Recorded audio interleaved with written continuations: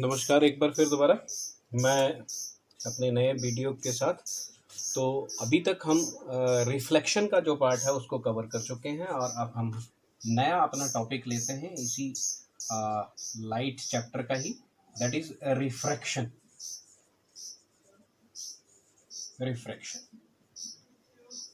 प्यारे बच्चों, रिफ्रैक्शन को समझने से पहले मैं थोड़ी सी बातें आपको समझाऊंगा और उसके बाद हम रिफ्रैक्शन की बात करेंगे।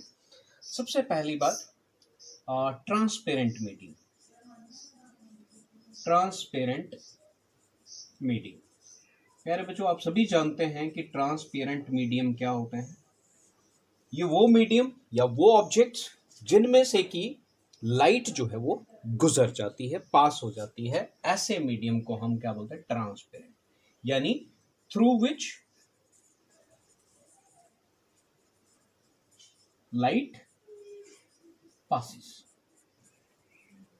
ऐसे मीडियम्स को हम क्या बोलते हैं? Transparent medium. यानी ट्रांसपेरेंट मीडियम को हम दूसरे लफ्जों में ऑप्टिकल मीडियम भी कहते हैं। ऑप्टिकल मीडियम, सो कंफ्यूज मत होइए, ट्रांसपेरेंट मीडियम या optical medium is the same thing, right. Transparent medium या ऑप्टिकल मीडियम की एक प्रॉपर्टी है जिसको हम बोलते हैं ऑप्टिकल डेंसिटी। ऑप्टिकल डेंसिटी, अब ऑप्टिकल डेंसिटी है क्या? तो जैसे कि मैंने अभी बताया आपको कि optical density is the property of the transparent medium या optical medium. Speed of the light, speed of light depends upon optical density of the transparent medium. कि किस स्पीड से लाइट जो है किसी ट्रांसपेरेंट मीडियम से गुजरेगी वो डिपेंड करती है उसकी ऑप्टिकल डेंसिटीज पर। याद रखिए, वैक्यूम में स्पीड ऑफ लाइट जो है that is equal to 3 into 10⁻8 metre per second. So this is universal constant, sorry nature का कांस्टेंट है ये लाइट का, कि लाइट जो है वो वैक्यूम में with a speed of 3 into 10⁸ metre per second की स्पीड से गुजरती है। इसका मतलब है कि जो वैक्यूम की ऑप्टिकल डेंसिटी है दैट इज वेरी लेस, ठीक है, क्योंकि जैसे जैसे ट्रांसपेरेंट मीडियम की ऑप्टिकल डेंसिटी बढ़ती जाती है तो स्पीड ऑफ लाइट जो है वो कम होती जाती है, ठीक है। तो speed of light optical density पर डिपेंड करती है। ऑप्टिकल डेंसिटी अगर लो होगी, speed of light is more, speed of light is more, and vice versa. Vice versa का मतलब अगर ऑप्टिकल डेंसिटी हाई होगी तो स्पीड ऑफ लाइट कम होती जाएगी, ठीक है।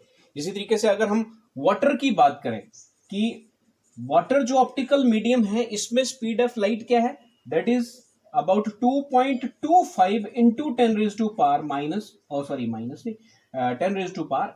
Metre per second. अगर हम ग्लास की बात करें, glass is another optical medium जिसमें कि लाइट की स्पीड जो है that is 2 into 10⁸ metre per second. Now see, यहां से हम सिर्फ स्पीड से हमें ये हम मालूम कर सकते हैं, जैसे वैक्यूम का ऑप्टिकल डेंसिटी सबसे कम है, उससे ज्यादा अगर आप देखें तो ग्लास की उससे ज्यादा आ गई ऑप्टिकल डेंसिटी, और वाटर की। इन तीनों केसेस में, वैक्यूम, ग्लास और वाटर के केस में सबसे कम डेंसिटी वैक्यूम की और सबसे ज्यादा जो ऑप्टिकल डेंसिटी है दैट इज वाटर, ठीक है।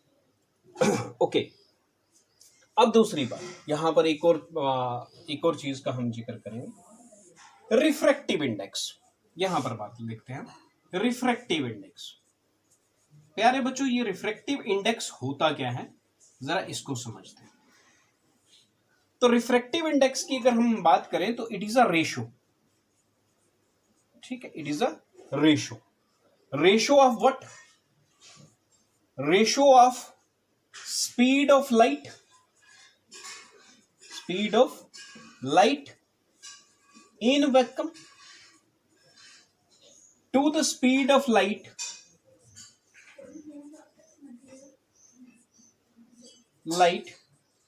in a medium, right? So refractive index basically depends upon speed of light. So ये जो हमने यहां पर लिखा, this is known as absolute refractive index. So absolute refractive index is defined as the ratio of speed of light in vacuum to the speed of light in a medium. यानी मान लीजिए हम जानना चाहते हैं कि भैया रिफ्रैक्टिव इंडेक्स जो है ग्लास का, यानी एब्सोल्यूट रिफ्रैक्टिव इंडेक्स ग्लास का क्या है, तो हम कैसे निकाल पाएंगे उसको? हम जानते हैं जैसे कि यहां पर दिया हमने क्या निकालना है, absolute refractive index of glass. तो हमें मालूम होना चाहिए speed of light in vacuum और speed of light in glass. दोनों चीजें अगर मालूम होंगी तो उनके जो रेशो निकलेगी, रेशो कैलकुलेट करेंगे, that will give us the absolute refractive index.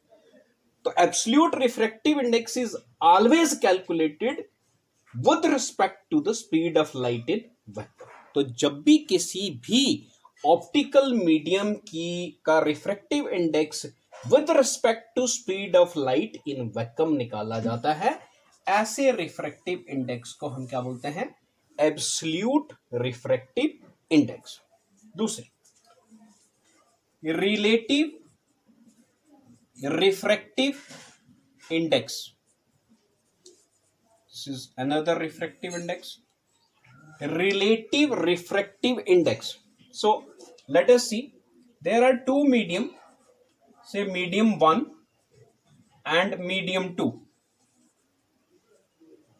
Medium 2, ये दो मीडियम है, एक का नाम मैंने रख दिया मीडियम 1, दूसरे का नाम रख दिया मीडियम 2। बोथ आर ट्रांसपेरेंट, दोनों transparent. Now we want to find out the relative refractive index of medium 2. So what we want to find? Relative refractive index of medium 2, medium 2, ठीक है, relative refractive index of medium 2.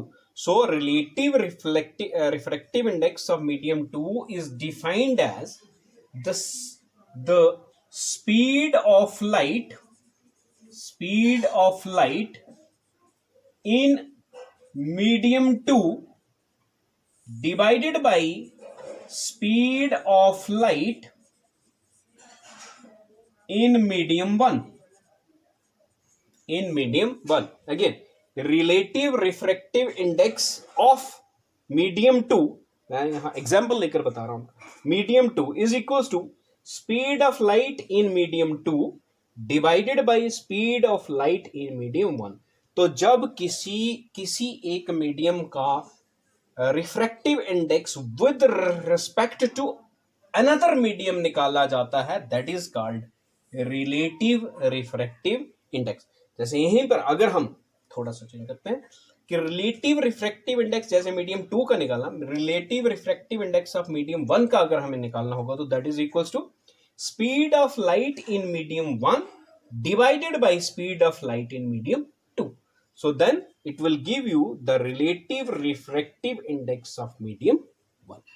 So these are the two terms that we have to study, जो कि हमें पता होनी चाहिए थी refraction को पढ़ने से पहले, ठीक है।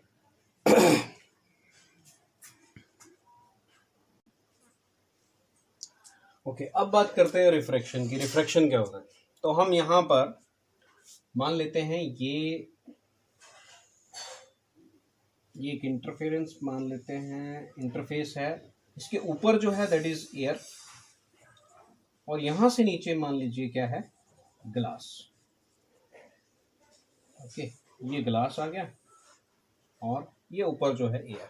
सो this is another medium, this is another medium, these are the two different medium. medium 1 is air, medium 2 is glass, ठीक है। तो ये दो मीडियम है हमारे पास। मान लीजिए कि this is a ray of light, ये एक रे ऑफ लाइट है जो कि किसी सोर्स से आ रही, and it falls at point O, ये इस पॉइंट ओ पर फॉल कर रही है, this is the point O. तो दोनों ट्रांसपेरेंट मीडियम है, तो जैसे कि हम समझते हैं कि ये लाइट इस ग्लास में से गुजर जाएगी, ठीक है, that we suppose it will pass through glass, right, in this way. But what happen, ऐसा होता नहीं है। जिस पॉइंट पर इसने स्ट्राइक किया, इस पॉइंट से ये आगे सीधी यानी स्ट्रेट लाइन में नहीं जाएगी, इट बेंड्स अ लिटिल। ये क्या कर देगी, ये बेंड कर जाएगी। सो द पाथ ऑफ रे चेंजेस। कहां पर चेंज हो रहा है, बीच में कहीं, जिस पॉइंट पर, that is the interface between two medium, जिस पॉइंट पर ये रे ऑफ लाइट टकराई, इस पॉइंट से जबकि इसको ऐसे जाना चाहिए थी ना, straight line, it bends a little. This bending of light कहां पर, at the interface of two media, two different media, क्योंकि ये जो बेंडिंग होगी लाइट की, ये दो डिफरेंट मीडियास होंगे। अगर उनकी ऑप्टिकल डेंसिटी डिफरेंट होगी तो तभी ये बेंडिंग होगी, अगर ऑप्टिकल डेंसिटी सेम होगी तो ये बेंडिंग जो है ये नहीं। So this bending of light at the interface of two media is called refraction. Clear? So what is refraction? That is bending of light, bending of light at the interface of two media with different optical density,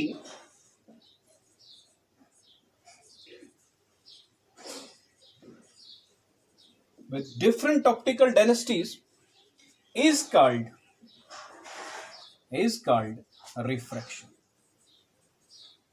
Is called refraction of light. Refraction of light. Okay. तो ये जो bending हो रही है, इस bending के phenomena को हम क्या बोलते हैं? रिफ्रैक्शन। तो यहां पर सोचने वाली बात है कि आखिर इस बेंडिंग का कारण क्या है? काज ऑफ बेंडिंग यानी काज ऑफ रिफ्रैक्शन। प्यारे बच्चों, आप जानते हैं कि every optical medium has an optical density. Her optical medium की अपनी एक ऑप्टिकल डेंसिटी होती है, और speed of light depends upon optical density. अभी पढ़ा हमने, ठीक है। जिस मीडियम की जितनी कम ऑप्टिकल, जितना लो ऑप्टिकल डेंसिटी होगी, उतनी उस मीडियम में लाइट की स्पीड ज्यादा होगी, ठीक है। तो यहां पर दो मीडियम है हमारे पास, एक है एयर और दूसरा है ग्लास। और आपने अभी पीछे भी मैंने आपको बताया, एयर की जो ऑप्टिकल डेंसिटी है that is very less than glass. So जिसकी ऑप्टिकल डेंसिटी कम होती है उसको हम बोलते हैं रेयरर मीडियम। Rarer medium. तो रेयरर मीडियम की डेफिनेशन क्या आ गई? The medium with low optical density is called rarer medium, and the medium with high optical density is called denser medium. Denser medium, ठीक है। तो यहां पर जब लाइट ट्रेवल कर रही थी इन एयर, इसकी स्पीड ज्यादा थी, और जैसे ही ये इस इंटरफेस से ग्लास में घुसी, इसकी स्पीड जो थी वो चेंज हो गई, ठीक है। तो ये जो चेंज इन स्पीड हुई है, बिकॉज ऑफ दिस बेंडिंग अकर। तो कारण क्या है? रिफ्रैक्शन का change in speed of light. Speed of light कब?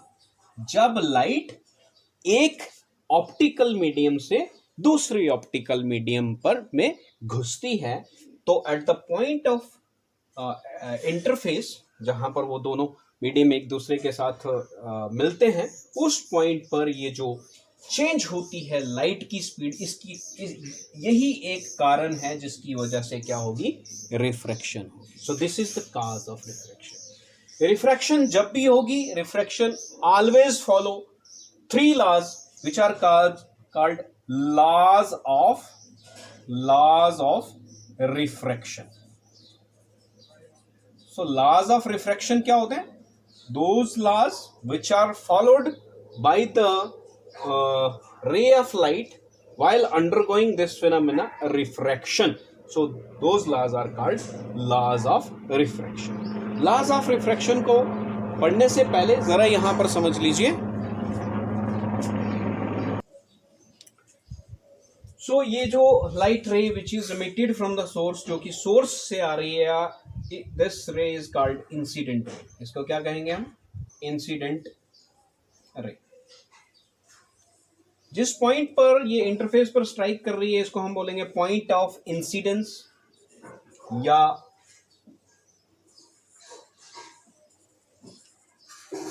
या हम इसको कह सकते हैं पॉइंट ऑफ रिफ्रैक्शन, क्योंकि इसी पॉइंट पर रिफ्रैक्शन भी हो रही है। ठीक है, तो यहां से ये जो रे बेंड हो गई है, दिस इज कॉल्ड रिफ्रैक्टेड रे। इसको हम क्या बोलेंगे? Refracted ray. तो at the point of incidence पर अगर हम ऑन दिस प्लेन, ये जो प्लेन है, अगर यहां पर हम एक 90 डिग्री का एंगल ड्रा करें, दिस इज कॉल्ड नॉर्मल। इसको हम क्या बोलेंगे? नॉर्मल। Right, okay. तो फर्स्ट लॉ जो है, फर्स्ट लॉ ऑफ रिफ्रैक्शन क्या कहता है, जरा सुनिए। It states that incident ray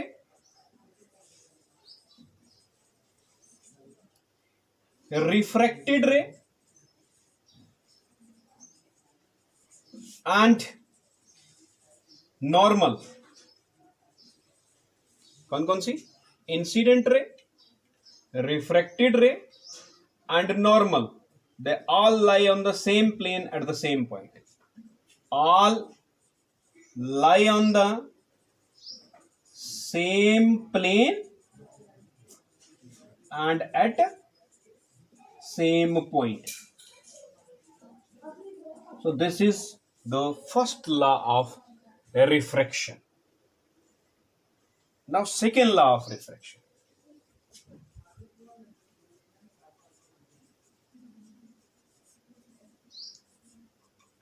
second law of refraction क्या कहता है, इसको समझने से पहले, ये जो एंगल बन रहा है इंसिडेंट रे और नॉर्मल के बीच में, दिस एंगल, ये जो एंगल बन रहा है, this angle is called angle of incidence, represented by small I. और ये जो एंगल बन रहा है रिफ्रैक्टेड रे और नॉर्मल के बीच में, ये जो एंगल बन रहा है, it is called angle of refraction. Right, तो सेकेंड लॉ क्या कहते हैं? Ratio of sine of angle of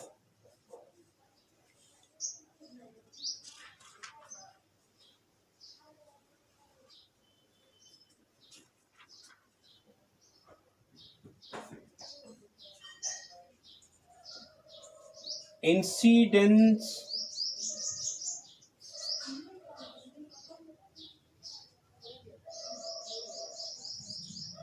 to the sine of angle of refraction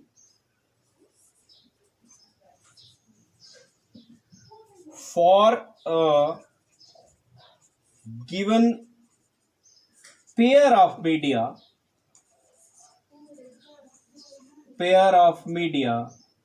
is always constant, always constant. यानी ये जो एंगल आई है, यानी एंगल ऑफ इंसिडेंस है, इसकी साइन वैल्यू और एंगल ऑफ रिफ्रैक्शन की साइन वैल्यू, इन दोनों की रेशियो अगर कैलकुलेट की जाए for a given pair of media, एक पेयर ऑफ मीडिया के लिए, it will remain a constant. So sin I upon sin r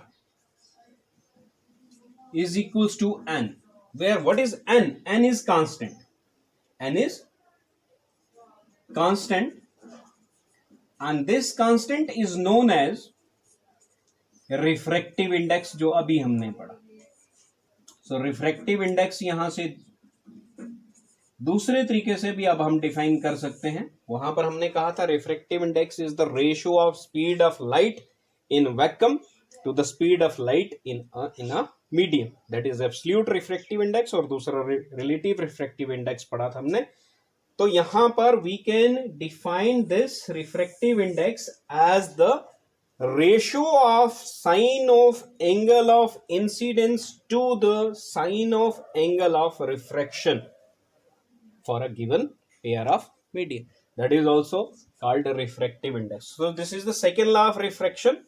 The second law of refraction कहता है कि sine of angle of incidence to the sine of angle of refraction for a given pair of media is always constant. Third law.